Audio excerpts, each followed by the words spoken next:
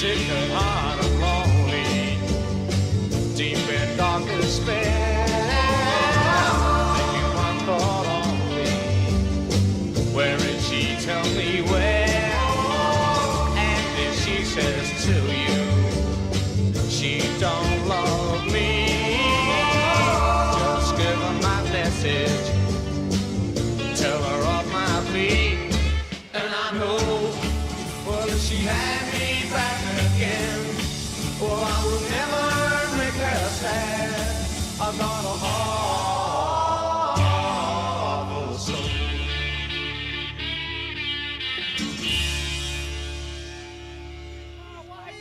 All right, quiet down now, quiet down now, quiet down. Today we're gathered here to witness the lawful death of a man who's wronged so many others. Jesse Lancaster, I hereby sentence you to death by hanging for theft, armed robbery, and the murder of 7 people in the great state of Texas. Well, that ain't entirely true, actually. Excuse me? Well, he done killed 5 of them, that's for sure, but they was in Lenny Calhoun's gang. Well, now the other 2, they were shot, but not killed. One got a bullet ricochet right into his spine, bounced off the side of a pie pan. But that weren't Mr. Lancaster's fault here. That was one of Lenny's own men using the same gun as Jesse over here. Well, it sure as heck don't matter now. It's a dead man, and you, sir, are interfering with the law. Barlow, man, is that you? Boy, I'm not glad to see you, man. Shut up, Jesse, I'm doing something. Now, Mr. Hangman, as much as I'd like to see Mr. Jesse here dangle from a rope, fortunately, I need him for a job. Now, if you'd be so kind as to cut him down for me, there wouldn't be much of a problem. And you'd get the day off work. How's that sound? Sounds like you want to die, boy. And it sounds like you wanted to find a direct order from James Stephen Hoggs. I'm sure you heard of him, as he is the current governor of the great state of Texas. Now, I'm sure you heard of that small town east of here. Keene, yeah, that's it. Well, it seems as though a group of unruly gentlemen are hiding away in a schoolhouse down there. And they ain't seem to be leaving no time soon. Well, the governor asked me to put together a band of unruly gentlemen myself, and that there's one of them. Dang it. He's all yours. Nice to see you again, Lancaster. Come on, Lancaster, we got a job to do.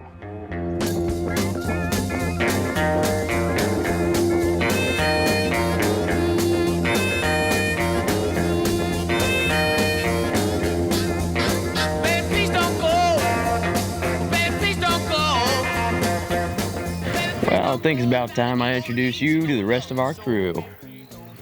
That there's Eduardo Cabral Miguel Hernandez III. We just call him the Mexican. Now, even though he may not look it, that man right there is a darn good killing machine. Me voy a matar a todos con este cuchillo nomás. That there's Lowry. He's my cousin. He's real nice. You don't go out and have his brain. You don't know that, so don't tell him. Now, he's actually on the run from the government right now, but I got him pardoned just so long as he takes this job with me.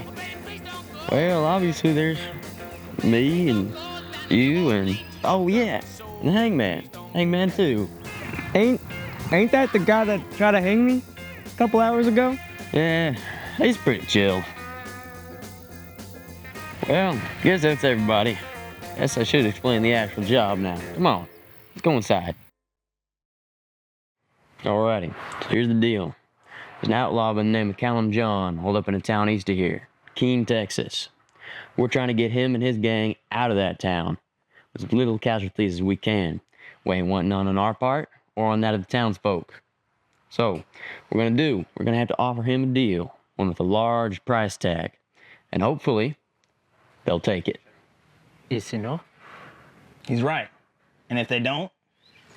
Well, if they don't, there's gonna be smoke, and a lot of it. So, in conclusion, we offer them a deal. Hopefully they take it, but if they don't, then we shoot them. Simple as that. So everyone, make sure to get yourselves a good night's sleep, because tomorrow morning, we take back the city of Keene. Having fun there, July? This ain't fun. This practice. Now, who said practice ain't fun? I think shooting a gun's always fun. It ain't no fun when you're the one being shot at. Why'd you take this job? Seriously. I know it ain't good pay. So why? Well, maybe I felt like I owed society a favor. Yeah, right. I know that ain't true.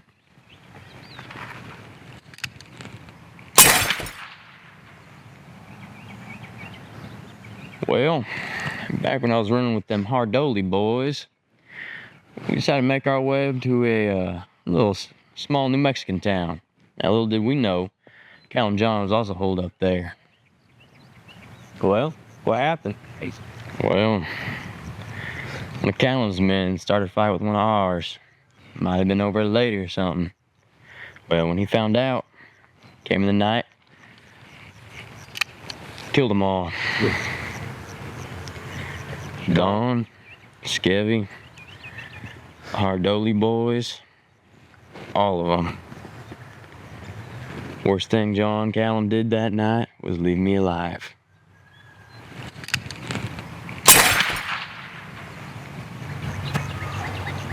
Tomorrow, he gets a chance of redemption, but he ain't leaving alive.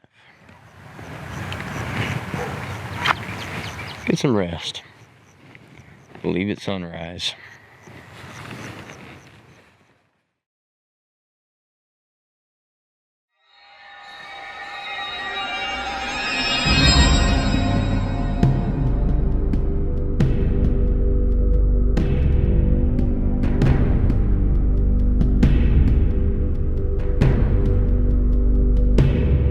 Now, as you can see, I have my hands up, away from my gun. And I'll continue to keep my hands up and away from my gun as long as none of you try nothing stupid. And if you do try anything stupid, I have no problem gunning every one of you down.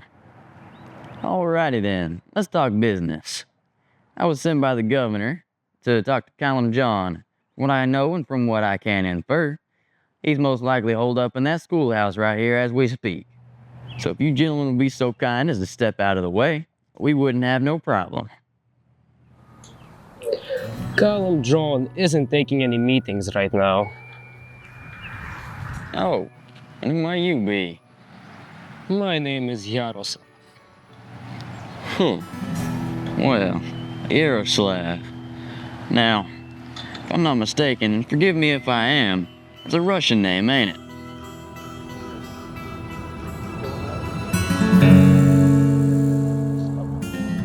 Not much of a talker, ain't ya? Do you want to die here, American? Well, now, hold on. I was just getting to know you. Mind if I ask you a question? See, I got this Russian friend, and I never know what to say when we part ways. Now, how might you say goodbye in Russian? До свидания.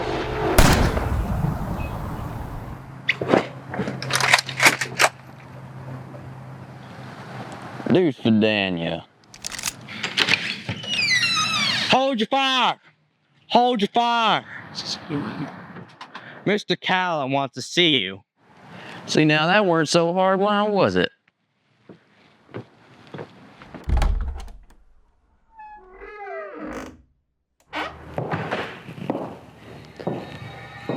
Callum John.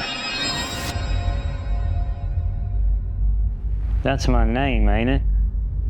Who might you be? Barlow. July Barlow. Well, all right then, Mr. Barlow. I heard you had a proposition for me. Well, yes, sir, I did. See, Governor sent me. And I think you already know that, so let me keep this short for you. I got $3,000. $3,000 for you and your crew to up and leave this town. Now, that may not be enough for you, so let me throw in a little something extra to that deal. I can make sure the law stays off your tail till you and your crew get out of this town. Give you about a month for you to flee, get up north. take him a little longer to find you. Well, Mr. Barlow, I just don't think I can take you up on that offer. And now why might that be? Well, you see, I'd be making more than $3,000 off this town. So that just wouldn't be in my best interest. Really? This town ain't no bigger than a pinhead. Well, that might be so, Mr. Barlow. The town is small, but the land around this town ain't. You see, each rancher's got acres, probably more acres than you can count, because I know you can't count that high. But for each one of those acres, you can have a certain amount of cattle.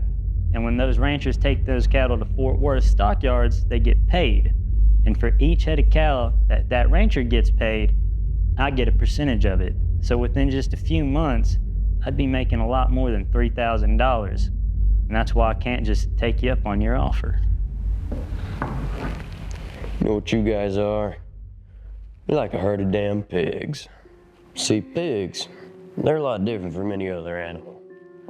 They'll eat just about anything. Give them a pile of junk, and it'll be gone by mornings. See, when I was a youngster, my daddy owned a farm out near Lubbock. And on that farm, we had ourselves a big old herd of pigs.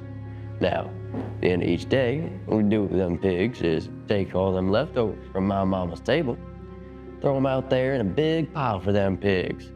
And come morning that next day, that pile of scraps was gone. See, them pigs, they don't do nothing. They just sit in the sun all day. At the end of every day, they get food, our food. But then why do we keep pigs? See, I'll tell you why. See, when we see good and fit, and them pigs are all plump and juicy, full of our food, you know what we do? We cut them up. See, that's their entire life. See, they live just to eat our leftovers so we can eat them. See, now, you can either take that deal, escape up north, and it'll be a couple years before the law finds you, at least. Or you could try and fight us and end up like them pigs on my daddy's farm. Well, you ain't your daddy, and I ain't no pig. Then I guess you've made your choice.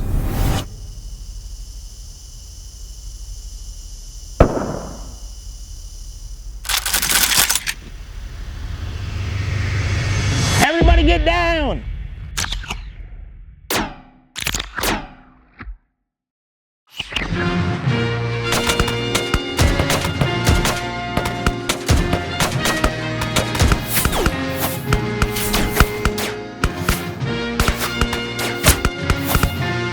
There's just too many of them. What are we gonna do? Don't worry, I got this.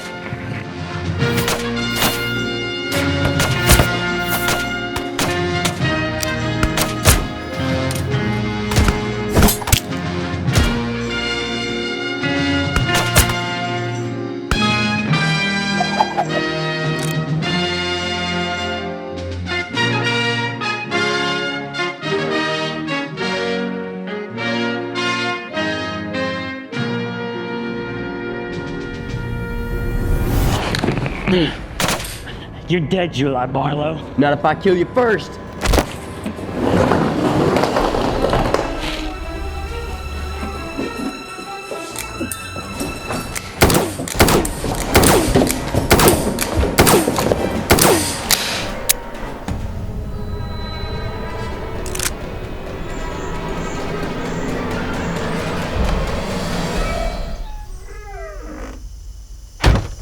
Hold your fire, everyone, or Mr. Barlow's gonna get a bullet through the skull. July, are you all right? Well, considering the circumstances, no. No, I don't think I am. See, now you and me both know you ain't getting out of this alive. And considering the circumstances, neither am I. Now, with that in mind, I have a new proposal. How about have ourselves a good old-fashioned gunfight? Just like civilized folks, 10 paces apart from each other, and with fire. Whoever walks away gets to walk away. You tell your men over there to drop their guns and we got a deal.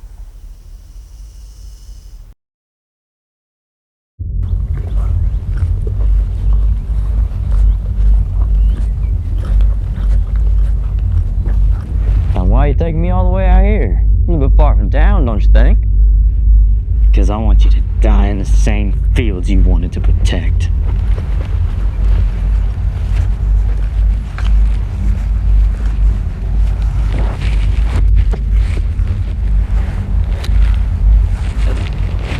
"10 paces. Any last words?" Yeah. You should have killed me that night when you had the chance. I don't know what the hell you're talking about, but you're gonna die right here and right now.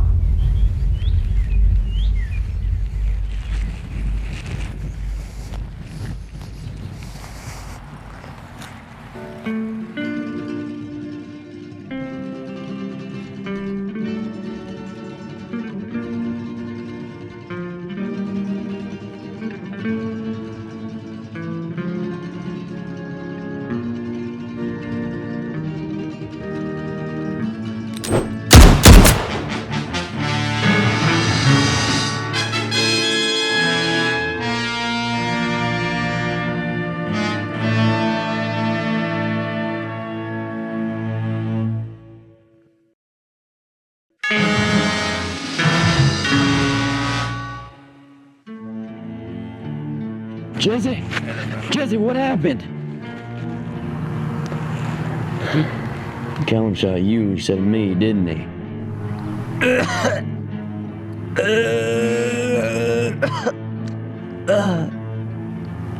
Lie.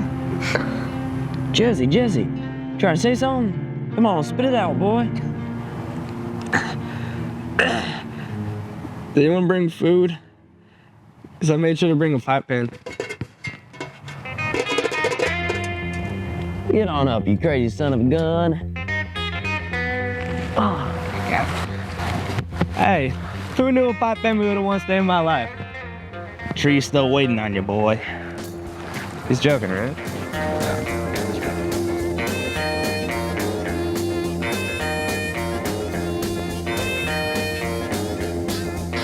Baby, please don't go. Baby, please don't go. Baby, please don't go down to New Orleans. You know I love you so. Baby, please don't go. Baby, your mind done gone. Well, your mind done gone. Well, your mind done gone. Left the county for me. Had the shackles on. Baby, please don't go.